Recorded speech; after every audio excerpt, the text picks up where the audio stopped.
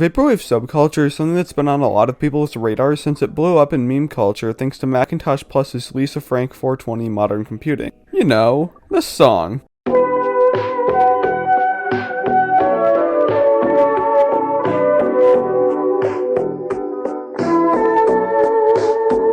Now, it's extremely important to note that Vaporwave, while existing for decades prior, didn't really blow up until that song became a meme in 2017. But I'm not here to play behind the meme to you guys. We're here to talk about Splatoon, and more precisely, we're here to talk about Vaporwave's effects on Splatoon 2 Octo Expansion. So, I mean, really, the influence is basically everywhere. From the giant floating retro Nintendo consoles to the rundown subway, the choices made with the music and especially the final boss. There's even more that I didn't even mention here that we're going to get to in the video. Which, by the way, if you could not tell, is going to be about all the ways that Vaporwave and its many subgenres have had an effect on Octo Expansion. Now, let's begin. So, when people think Vaporwave and Octo Expansion, most people's thoughts go to the music, which is totally understandable. So, to really touch on the music, we need to take a look at the Vaporwave family tree, which is all of the many subgenres that actually make up Vaporwave. But to keep it linked to Octo Expansion, we're only going to look at a few, because we could be here all day if we looked at every single subgenre in the subgenre of Vaporwave. Now, to all my music nerds out here, I'm going to be placing music from Octo Expansion into genres that I feel best fit under it, so if you disagree with me, that is totally okay. It's not exactly something easy to do, when all that really happens with video game music is that it just gets thrown into the video game OST's quote-unquote genre. So, what songs from Octo Expansion can we see inspiration drawn from Vaporwave subgenres? I'm going to take a potentially controversial call here and say that number 1, Progress, sounds like it took inspiration from hardvapour because of its occasional broken beat sounds, fast tempo, and glitchy ascending voices. Hardvapour is described by Wikipedia as departing from the calm, music, sampling, capitalist utopia concept of the latter in favor of gabber and punk-influenced sound. A song that fits into the hardvapour genre that I can really see the connection to is Problems by DJ Camgirl.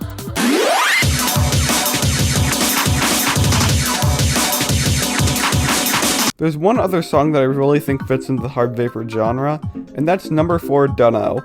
Like, just listen to it. The song is all over the place, and I absolutely love that. The next song that really fits the quote-unquote vibes of falling under a Vaporwave subgenre is number 9, Party. To me, Party sounds like it really fits the genre of futurefunk. Though it's got future in its name, it kinda doesn't have anything to do with that, as it really samples music from the 70s and 80s pop. However, it's not pop exclusive, and some songs choose to sample different anime, and sometimes they just combine them all. An example that I can really hear a lot is in the song Let's Go Out Somewhere by Lem Kuja, and sorry if I butchered that.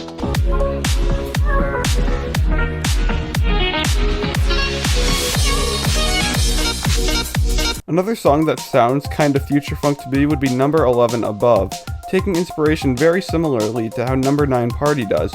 I could go on and on to try to throw everything into a category, but we've got to get the show on the road, so here's a fast few ones. Test Pass, Thang Jingle, and The Plan are all synthwave, and finally, the one that literally everyone here thought of when I brought up music, number 8, Regret. I mean, 8 Regret is definitely more of a lo-fi song, and I don't think I need to explain what lo-fi is. Everyone and their mom knows about it. Like, come on, it's the genre about the girl doing her homework. No, but for real, I think most people get lo-fi and Vaporwave confused a lot. Lo-fi isn't as visual as Vaporwave is. And what I mean by that is if I say Vaporwave, you might think of something like an old computer or maybe a mall. And that's fully intentional. Lo-fi doesn't have that, and just takes more of a hip-hop approach to everything. I'm not going to be the one to say whether or not lo-fi is a Vaporwave genre, because I know I'll get some purists in the comments arguing that lo-fi is too mainstream in its music or just too pointless to be considered a Vaporwave subgenre. In terms of 8 Regret though, I think if you heard this song while watching the funny lady do her homework, it'd blend in perfectly with all the other songs. Music is only one of the aspects that ties Octo Expansion to Vaporwave subculture, and honestly, in my opinion, it's one of the weakest ties. Because Vaporwave is such a visual genre, I think the best place to look for Vaporwave's influence is in the environment.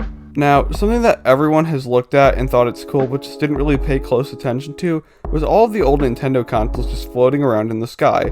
But Nintendo consoles aren't the only things floating through the air, though they are very important and we will be coming back to those. There's also Hubba Bubba Gum, flip phones, neon signs, old phone toys made from cups and string. Each and every one of these things are relics to a time forgotten about, a time that Vaporwave seeks to deliver a message about.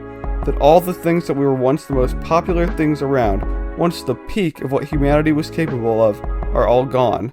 Thrown away by an always changing, never slowing down because that would lose profit hands of late-stage capitalism. Though in this scenario, all of our old relics are being thrown into a test facility made to blend people together into one superior being, so tie that to late-stage capitalism as you will, because I'm sure you can make a metaphor in there somewhere. Addressing the hyper-consumerist world has always been one of the goals of Vaporwave in its many subgenres. And I think all of our trash that used to be the peak of what we could make around 30-ish years ago, being used to decorate the environment is not only an important thing in establishing a link between Vaporwave and Octo Expansion, but also explaining parts of Octo Expansion. Tartar was hyper-fixated on what it believed to be humanity's golden age, and because of that, he keeps relics of what he believed to be our peak. It sounds like Tartar's music choices with his obsession with 80s and 90s humanity, then maybe Tartar created the Splatoon equivalent of Vaporwave and that's what Inklings and Octolings got Vaporwave from. Now, the Nintendo consoles. Nintendo has always been an element in Vaporwave due to millions upon millions of people having nostalgia for their games, and there are countless songs and debatably subgenres made just for Nintendo games. So all of these Nintendo consoles being here, especially since they're older consoles, also play into some of those elements that I talked about before. And though Nintendo's influence isn't as big as the ones I talked about before, never underestimate the power that the Big N has in everything. They've been here before you, they'll be here after you, helping to create ironic genre after ironic genre till the end of time. Finally, I think the last thing we need to talk about here is the actual subway station. Though subway stations have never been a focal point within Vaporwave, there is another place that I'm willing to take a stretch on here by saying, and that would be malls. I think the connection comes in here because most of the malls in America, excluding the lucky few that expanded like the Mall of America, American Dream, and King of Prussia Mall, have all become run down and now lack stores that brought in customers to make them big and incredibly packed in the first place. And when you go into those dead malls today, you can feel how they lack the life that used to be in them that you know was there before. And I think this feeling is captured by the subway station. This super dingy place that looks like it could have been packed with life before. I can't prove it, but it's just that feeling that it gives you, and that's what made me want to link it. Actually, wait, I'm not done yet. I just totally remembered this really quick right as I was finishing this video. I don't know how I forgot about this. I literally even talked about it before, but the final boss is literally the statue of David. So for all the normies out here, this is the statue of David. It's got a real story behind it, and he's not just the funny Vaporwave guy. But in terms of what he means to Vaporwave, actually I tried to look this up, but all the links I found were to buy quote-unquote Vaporwave statues of David product. Vaporwave truly is dead.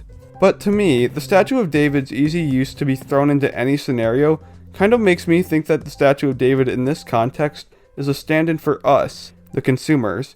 We're all put in these positions, and there's nothing we can really do about them, but to try to just keep going. But who knows, maybe it's all there for just to look cool and be a part of the, aesthetic. I think everyone saw some of the links to Vaporwave when playing through Octo Expansion, but I wanted to make this video just to really show all of the many connections that my favorite subculture has to my favorite game. I really liked making this video because I got to learn a lot about Vaporwave, and what I learned in this research time, I got to teach all of you. But anyways, that is it from me. If there are any connections that I missed, feel free to let me know in the comments. Alright gamers, I will see everyone later. Bye.